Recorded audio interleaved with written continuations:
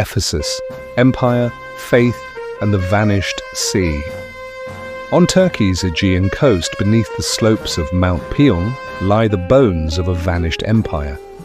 This is Ephesus, a city that became time itself. Once the pride of Ionia, home to one of the 7 wonders of the ancient world, its marble streets still echo with the footsteps of merchants, philosophers, and saints. Long before the Caesars or the Crusaders, people were drawn here by water and fertile soil. The Castros River carved a broad, rich valley, feeding groves of olives and vines. Springs brought fresh water, low hills offered defense. Archaeologists on Ayasuluk Hill have traced habitation back to the Bronze Age. Communities building in sunlight, sheltering from the northern winds, planning their dwellings around shared wells and storage pits. But geography alone never explains destiny.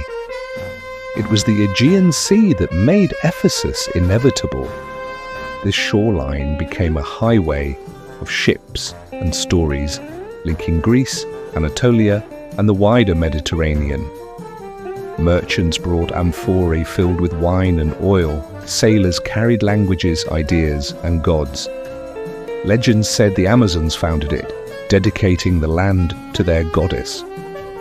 Others told of Androclus, son of an Athenian king, led here by an oracle's prophecy. Beneath both tales lies a single truth, that the mother goddess of Anatolia ruled long before the Greeks. When they arrived, they called her Artemis, yet she remained the same ancient spirit of fertility and power. Her temple, rising beside the marshes, became a beacon of faith and prosperity, the Temple of Artemis, one of the 7 wonders of the ancient world.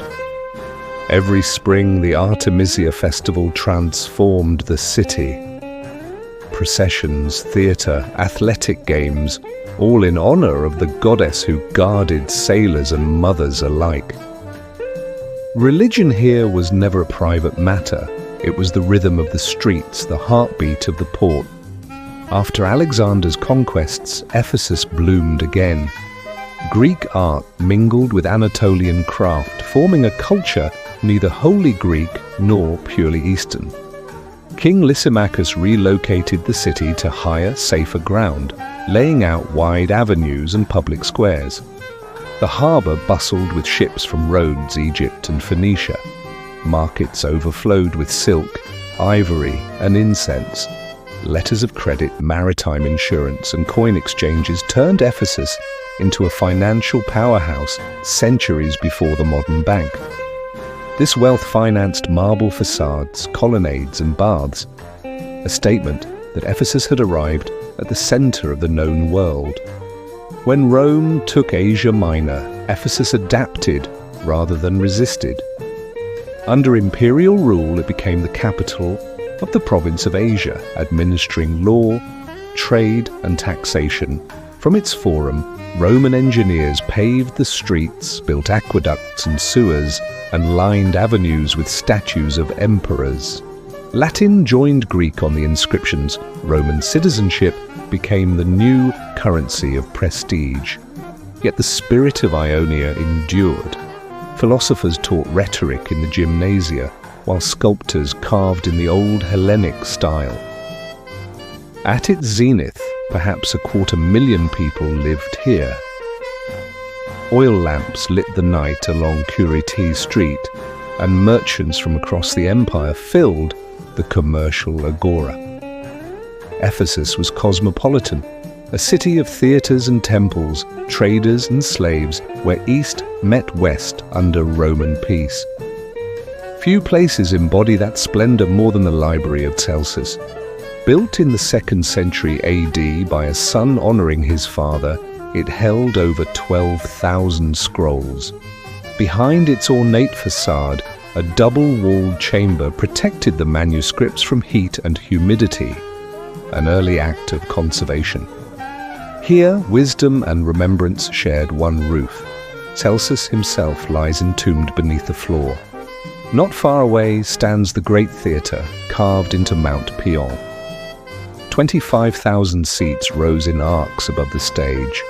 Crowds once cheered dramas, political debates, even imperial announcements. It was here, according to the Acts of the Apostles, that a riot erupted when silversmiths feared a new religion would end the trade in Artemis idols. From the mid-1st century, Christianity took root among craftsmen and travellers. The Apostle Paul taught here for 3 years, writing letters that would echo through history. Later traditions claimed that John the Evangelist and even Mary, the mother of Jesus, lived their final days near Ephesus. As belief in the new faith spread, temples closed and basilicas rose. By the 5th century, the city hosted the Council of Ephesus, where bishops debated the nature of Christ and declared Mary Theotokos, Mother of God. The marble goddess had given way to the Virgin, yet the instinct for reverence remained the same. Ephesus was unusual in the ancient world for the prominence of its women, from high priestesses of Artemis managing temple estates to benefactors like Vadia Marcia and Scholasticia, who financed public baths and civic buildings. Women here could wield real influence. Inscriptions carved their names into stone, ensuring that their generosity and ambition would outlast their lifetimes. Their stories reveal a city where faith, philanthropy, and social mobility intertwined. Prosperity, however, was never permanent. Over centuries, the Kastros River slowly choked the harbour with silt. The once blue Aegean retreated mile by mile, leaving ships stranded and merchants gone. Earthquakes shattered aqueducts, invasions and plague hollowed the population. By late antiquity, the people abandoned the lower town and moved uphill to Iasuluk, building fortresses and churches from the ruins below. The city of marble became a quarry of memory. Its glory slept beneath the soil for 1,000 years. In 1869, British engineer John Turtle Wood uncovered the buried foundations of the Temple of Artemis.